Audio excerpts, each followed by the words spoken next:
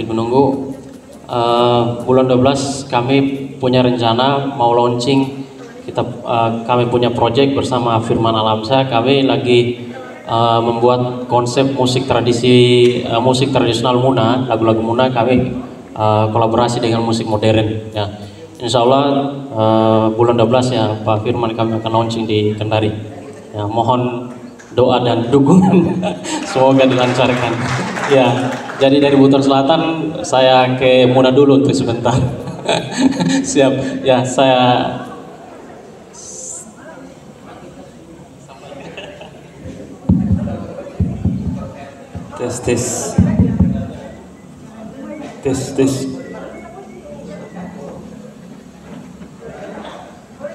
tes kedengarannya baik. Mohon izin ya. Assalamualaikum warahmatullahi wabarakatuh. Selamat pagi menjelang siang. Om Swastiastu, Namo Buddhaya, salam kebajikan dan salam apresiasi.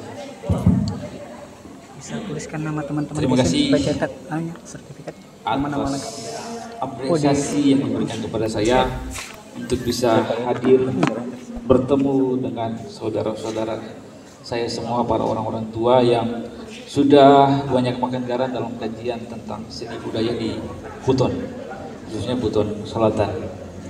Yang saya hormati pula Bapak Bupati yang tadi sudah sempat hadir, tetapi agenda yang sangat tidak bisa diganggu gugat, tetapi kehadiran beliau sudah merepresentasikan bahwa beliau sangat apresiasi terhadap perkembangan peradaban seni budaya di Buton Selatan. Salam hormat juga buat Kepala Dinas Kebudayaan, terima kasih sudah memberi kesempatan kepada saya, karena ini merupakan kewajiban saya sebagai seorang akademisi.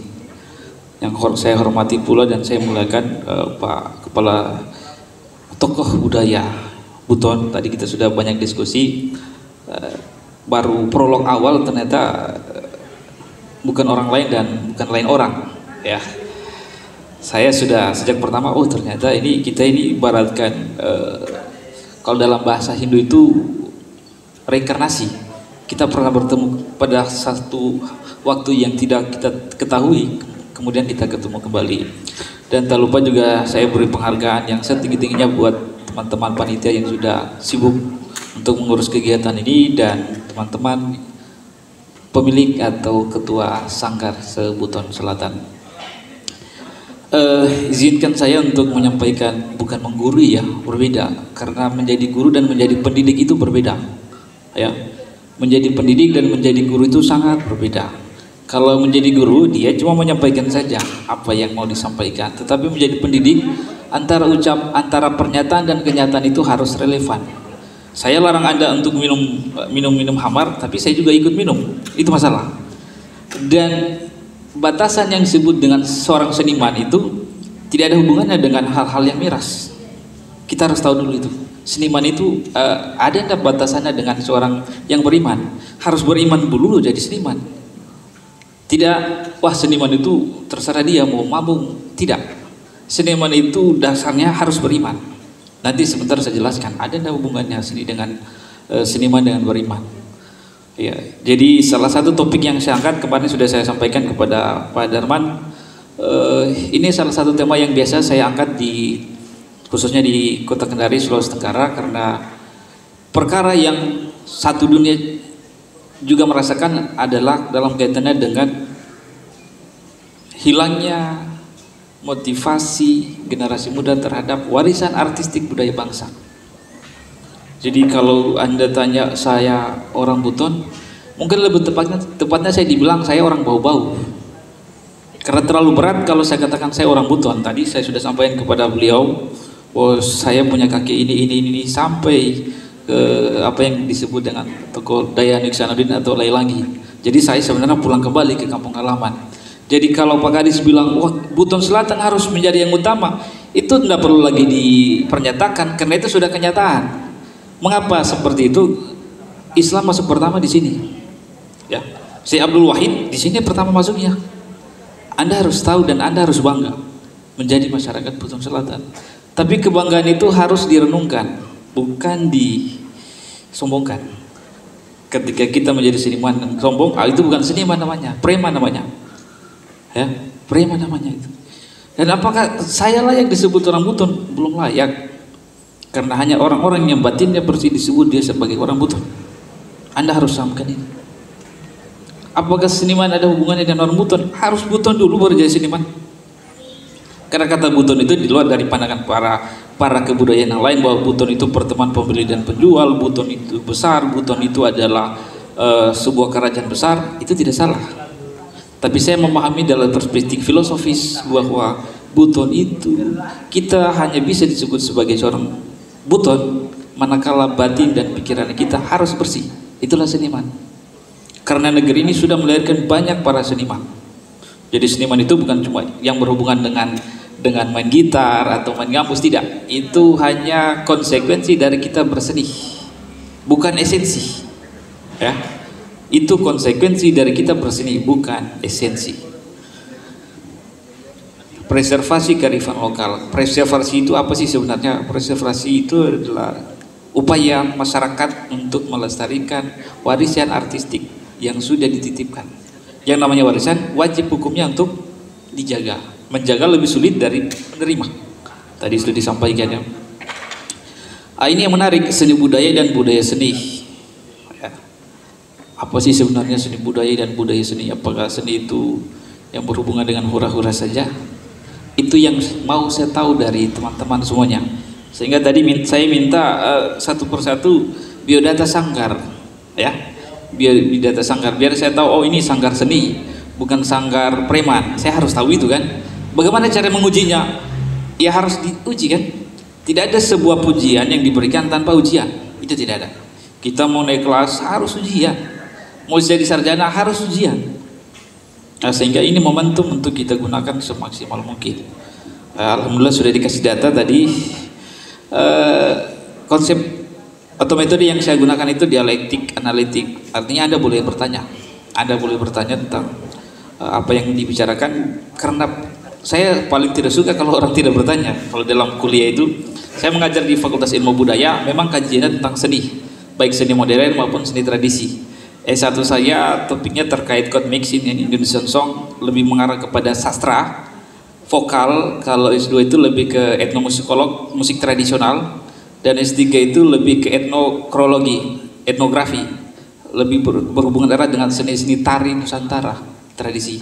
Jadi itu sudah harus saya kolobkan biar kita lebih sempurna memahami sebuah karya seni. Ya, membicarakan seni itu juga harus dilihat secara sinkronik maupun diakronik. Kalau sinkronik itu tadi sudah dibicarakan ya, bahwa beberapa hasil usaha dari pemerintah daerah adalah untuk mendaftarkan kearifan lokal masyarakat lokal itu menjadi legal ya, bahwa tidak boleh lagi ada orang lain yang mengklaim. Itu boleh sah-sah saja, tetapi harus dibarengi dengan konsep diakronik, kajian sejarah ya. Sehingga ketika saya kan juga tidak tiba-tiba tiap hari main gitar, dan gitar itu ada di rumah saya di Kendari, kemudian saya sampaikan, oh ini gitar itu dari Kendari. Nggak mungkin kan? Butuh kajian mendalam untuk sampai ke situ. Butuh kajian mendalam untuk sampai ke situ. Oke, saya masuk pelan-pelan ya, saya masuk pelan-pelan sampai ke sini tentang seni budaya dan budaya seni. Saya minta tolong pada salah satu sanggar, bantu saya untuk menjelaskan apa itu seni dan apa itu budaya. Ada? Silakan angkat tangan dong. Jangan santai saja, santai. Jangan malu-malu. Cara saya memahami siapa diri Anda yaitu dengan pertanyaan. Tidak ada pengetahuan hadir tanpa pertanyaan. Saya mulai dari sanggar apa coba?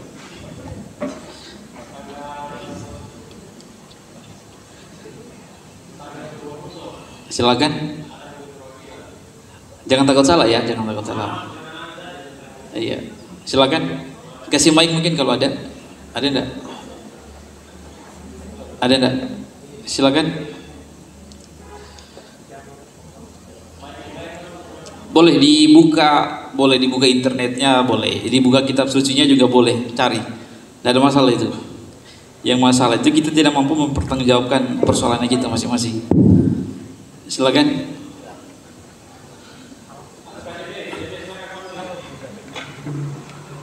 Iya, silakan. Ayo dong, jangan malu-malu, jangan malu-malu. Ya, monggo silakan. Kasih mic. Oh, fantastik. Semoga fantastik ya. Iya. Perkenalkan ya, nama dulu. Terima kasih atas kesempatan yang diberikan kepada saya. Nama saya Jarwin Iso, biasa dikenal Kakak Daru.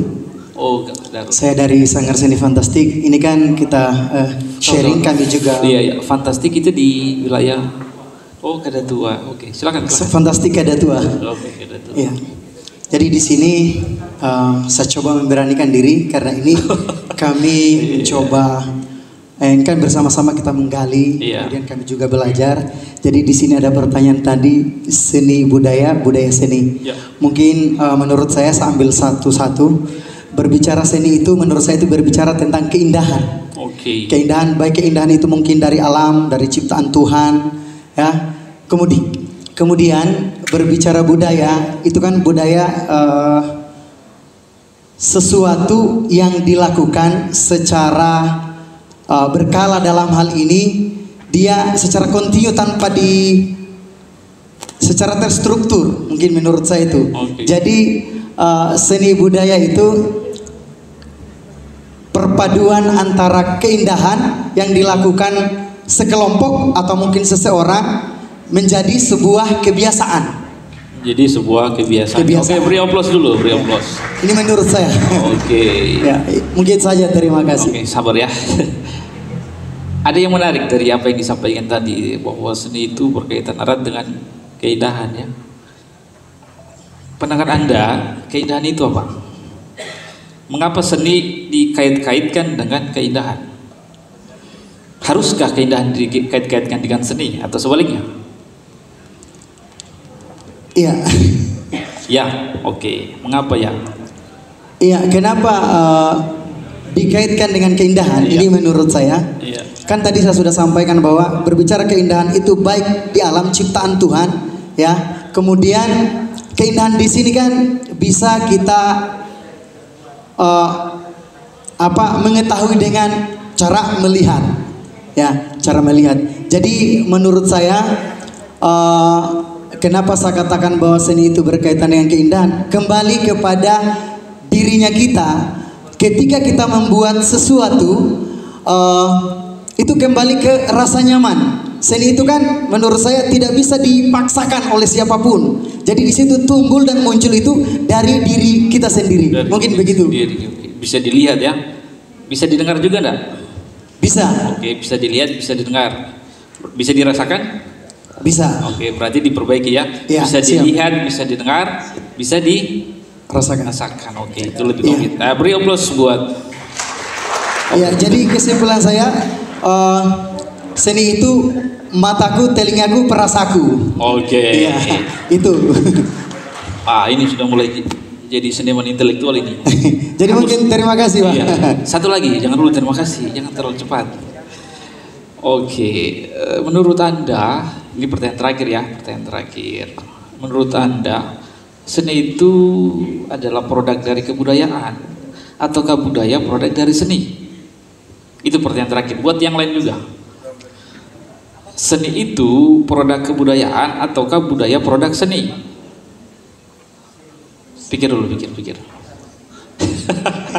Boleh dipikir dulu, boleh. Jadi yang lain boleh mikir ya, boleh dibuka kitab sucinya, boleh, terserah buka. Seni itu produk kebudayaan ataukah kebudayaan produk seni? Atau kebudayaan produk seni. Terakhir. Kan kita mau bicarakan tentang seni budaya kan? Katanya kita seniman. Makanya kita bicarakan itu. Bersiap-siap yang sanggar seni yang lain ya. Ini ada 14. Saya butuh 14 argumentasi akademis. Jangan malu-malu. Ya. Berpikir dulu. Sudah berpikir atau belum? Berpikir. Sementara berpikir. Oke, kalau begitu sambil sementara berpikir, bantu saya jelaskan berpikir itu apa? Biar saya tahu Anda seniman. Anda kan tadi saya berpikir dulu, Pak. Bantu saya jelaskan berpikir itu apa? Karena hanya seniman yang mampu berpikir. Coba. Ayo, berpikir itu apa? Jadi menurut saya berpikir itu mencoba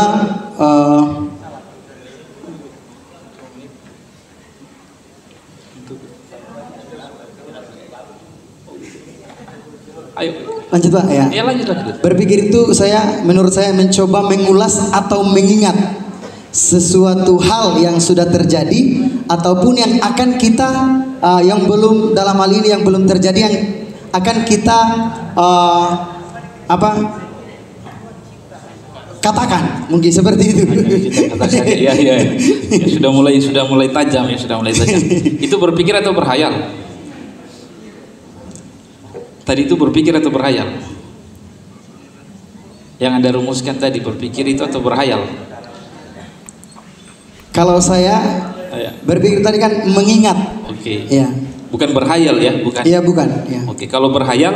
Kalau berhayal berarti sesuatu yang belum terjadi, tetapi di sini kita mencoba mungkin apa di? Ayo sedikit lagi. Sudah mulai mengarah. Yang mencoba kita membuat suatu konsep tapi memang belum terjadi, mungkin seperti itu. Terjadi. Oke, sudah 90% lah. Sudah 90%. Pertanyaan terakhir dari yang terakhir. Dalam membuat karya seni, kita butuh berpikir atau kita butuh berhayal? Atau kita butuh keduanya? Berpikir dan berimajinasi, Pak. Berpikir dan berimajinasi. Butuh dua-duanya, Pak. Jangan menurut saya. Nanti saya tanya lagi, imajinasi bahaya. Iya, jadi butuh dua-duanya menurut saya, Pak. Butuh keduanya ya? Iya. Oke, terima kasih. Beri aplaus. Ya, terima kasih. Assalamualaikum warahmatullahi wabarakatuh. Waalaikumsalam warahmatullahi wabarakatuh. Silakan, ada yang lain yang merasa saja karena tidak ada gunanya kita sebagai seniman tapi tidak punya perasaan, ya. Kalau Anda merasa sebagai seniman punya sanggar, angkat tangan dong, ya. Jangan matikan rasa, karena rasa itu adalah jembatan kita mendapatkan karya seni. Jadi ini dengan hormat saya minta, ada enggak yang punya sanggar, yang merasa saja ya. Kalau tidak ada rasanya jangan. Ada enggak? Di sini ada 14, ya monggo silakan.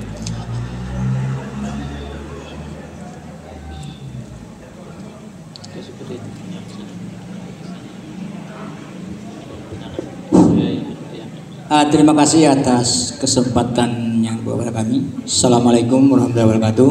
Waalaikumsalam warahmatullahi wabarakatuh. Narasumber yang kami hormati, moderator serta kepala dinas kebudayaan yang kami banggakan. Berbicara masalah ini sebetulnya terbalik saja menurut kami, seni budaya dan budaya seni. Untuk mengartikan ini, kami ambil satu persatu. Ya, seperti yang dikatakan oleh teman tadi, seni itu merupakan sesuatu yang indah dipandang mata maupun lewat pendengaran maupun penglihatan. Kemudian budaya itu merupakan tingkah laku yang dilakukan, sehingga kalau berbicara masalah seni budaya, sesuatu yang indah yang disertai dengan tingkah laku. Budaya seni berarti tingkah laku yang menyenangkan. Itu mungkin untuk sementara apa yang kami pahami tentang seni budaya dan budaya seni. Siap, oke. Yang menyenangkan ya, bukan menenangkan. Menyenangkan ya? Ya, menyenangkan. Oke. Bukan menenangkan. Ya, Pak. Bukan menenangkan. Bukan. Menyenangkan. Menyenangkan. Bukan menenangkan. Oke. Iya. Ini menarik. Ada apakah sini sebatas menyenangkan ataukah juga menenangkan? Ya. Ini nanti silakan dikaji. Baik, itu sebagai prolog awal. Nanti kita diskusi panjang lebar terkait seni budaya seni itu apa. Silakan dirumuskan. Saya lanjut. Dalam kajian tentang preservasi kearifan lokal budaya ada yang disebut dengan art for art dan art for art. Apa itu art for art dan art for art? Biasanya art for art itu adalah seni untuk seni. Kita tidak berpikir bahwa seni itu nantinya untuk kepentingan perut atau kepentingan yang lain. Tapi pada hakikatnya seni itu adalah untuk kebutuhan batin seseorang. Ketika batin seseorang itu terpenuhi dengan jiwa seni, maka perilaku sosial itu akan berubah kepada hal yang sifatnya estetik. Itu kalau bicara tentang art for art. Harapannya membicarakan tentang seni, khususnya seni timur, backgroundnya itu, backgroundnya itu art for art, seni untuk seni. Sama kalau kita sholat itu kan enggak dibayar kan, itu adalah karya seni. Ada keikhlasan di situ, kita ada keikhlasan untuk menjalankan. Kalau kita berpikir tiap rakaat itu dibayar 1.000, 2.000, 3.000, maka tidak ada keikhlasan puncak dari sebuah karya seni. Sedangkan art for art itu nanti kita bicara seni untuk pasar.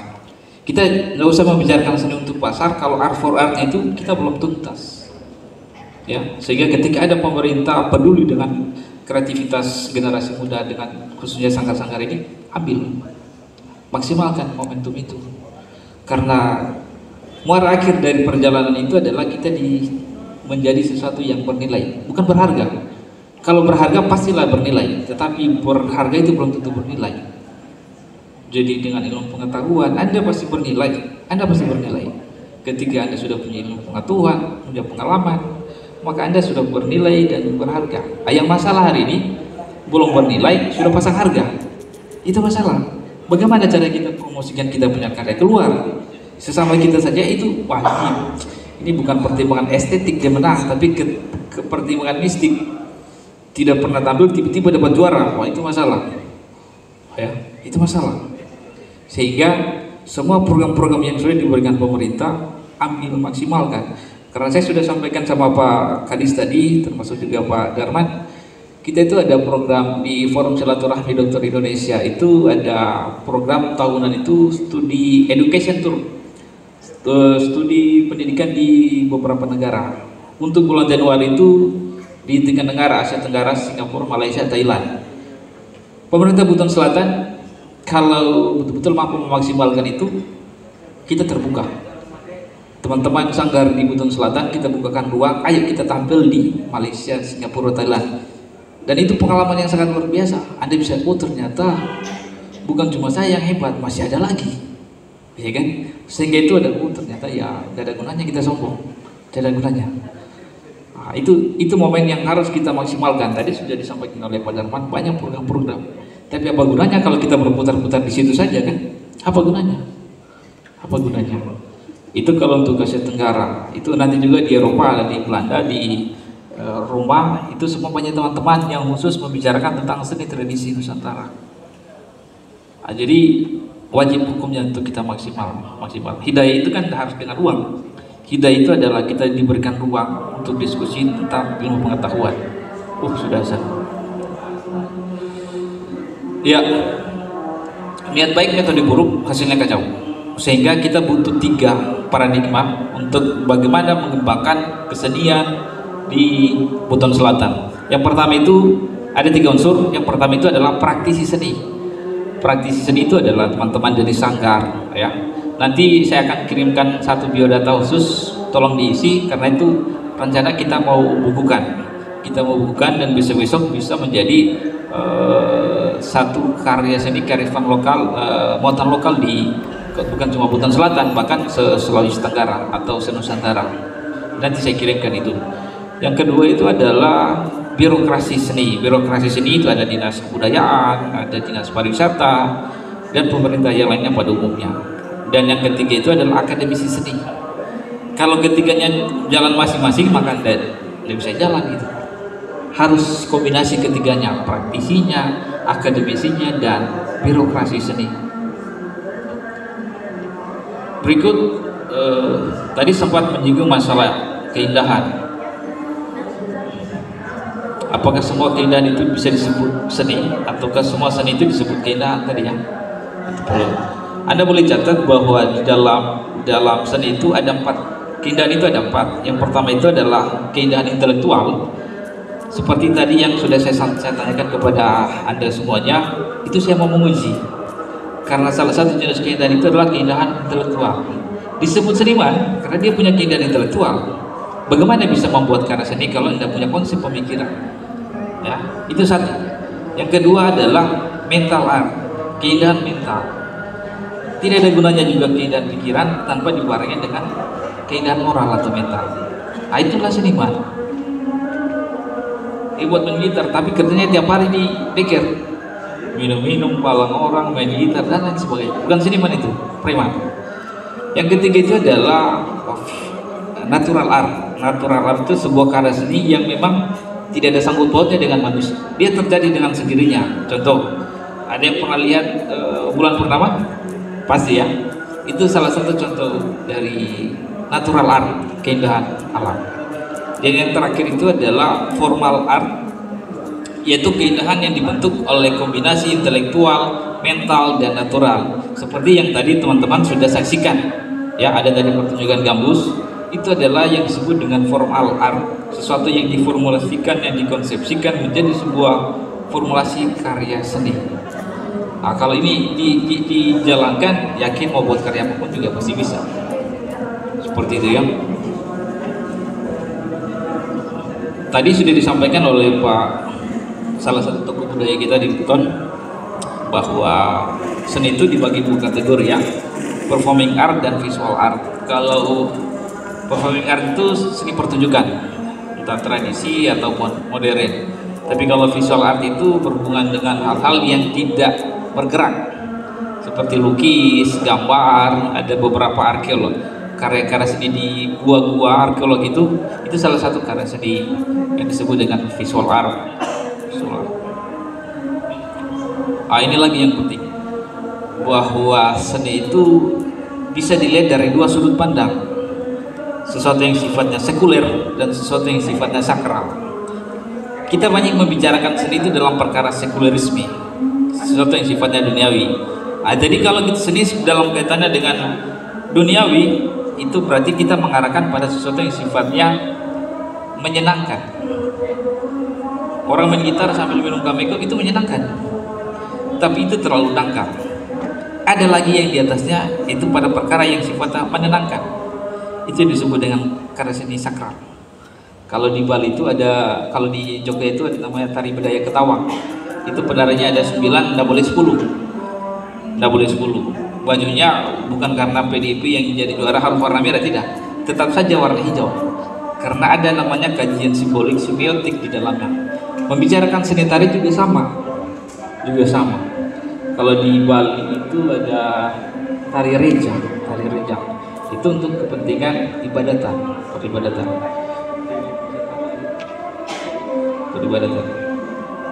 Kalau yang sekuler itu kan tadi sudah disebutkan ada berapa ya, ada 13, tetapi itu masih perlu dikaji kembali.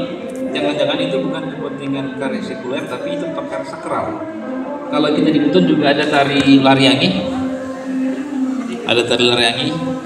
Kalau di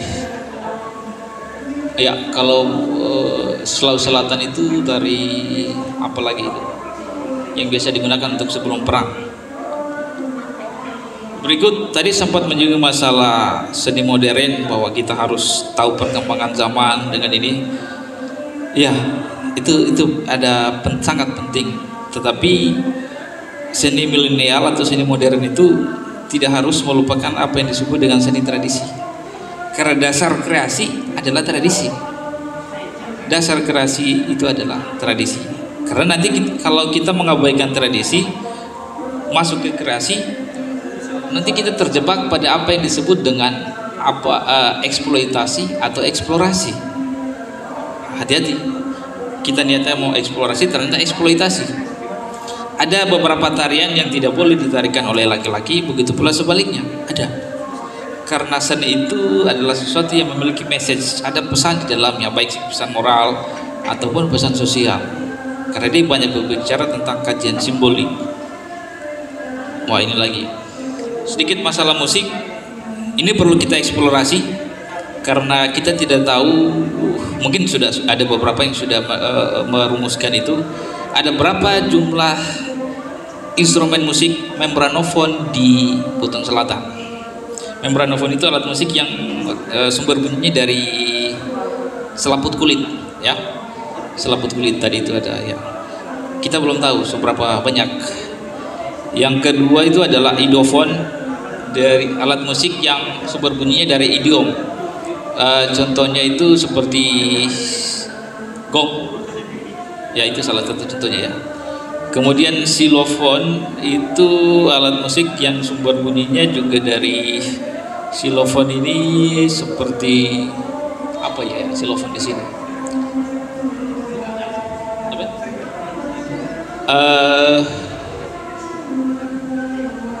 Apa ya contohnya di sini, ya, xilofon. Ada yang tahu xilofon itu apa?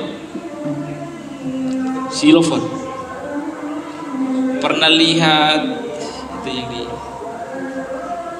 kayak sejenis akordeon itu? Ya, seperti itu. Kemudian aerofon, alat musik sumber bunyinya dari udara, tiup. Tadi saya tidak tahu, ada Pak Darman tadi mainkan. Itu kalau dikaji ada banyak, ada kapupurapi, saya tidak tahu, ada anabati, itu banyak. Nanti diskusi banyak sama Pak Halirman, beliau tahu itu. Dan itu yang perlu kita kaji satu persatu, jangan digabung, karena kajian itu bisa panjang lebar. Satu gitar orang yang berbeda itu beda, hasilnya berbeda. Kemudian elektropon, tadi kita sudah kombinasi, ya. Elektropon itu dulu kita cuma punya piano, sekarang bisa menjadi orden karena perkara digitalisasi. Dan terakhir itu kordofon, alat musik yang sumber bunyinya dari dawai. Gambus Mesir, gambus Muna, gambus Buton kelihatannya sama, ya, tapi tidak sama. Kelihatannya secara morfologi bentuk itu sama, tetapi ternyata tidak sama. Apalagi kalau kita bicara dari sisi musikalitas, itu berbeda. Itu butuh kajian mendalam untuk kita sampai. Kemudian juga tadi ada vokal musik dan instrumental musik.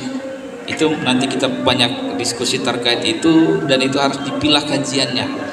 Karena ada karya seni yang memang hanya menggunakan musik vokal tanpa iringan, ada pula yang vokal dengan instrumental, ada pula instrumen saja. Kita bicarakan saja itu bisa 1 bulan, tidak ada habis-habisnya. Sehingga bukan, kalau saya analogikan, bukan gitarnya, tapi bagaimana cara memainkan gitar itu. Bukan gitarnya, cara memainkan gitar. Jadi kurang lebih seperti itu. Nanti ini sebuah pertanyaan yang Anda renungkan, saya tidak mau jelaskan dulu. Ada ndak hubungannya seni dan agama, ya? Nah, ini tadi sudah saya jelaskan, ya. Ya, pada akhirnya kita kembali pada apa yang disebut dengan preservasi atau pelestarian. Mungkin untuk sementara itu saja dulu. Selanjutnya saya kembalikan kepada moderator. Assalamualaikum warahmatullahi wabarakatuh. Baik, terima kasih Pak narasumber. Sangat banyak hal yang beliau sampaikan, mulai dari hal-hal yang filosofis, ya, dan ada juga yang berhubungan dengan teknis. Baik, tidak usah berpanjang lebar, langsung saja mungkin saya buka sesi pertanyaan, ya. Bagaimana? 3 penanya pertama, ya. Saya silahkan dari Siompu dulu, Siompu.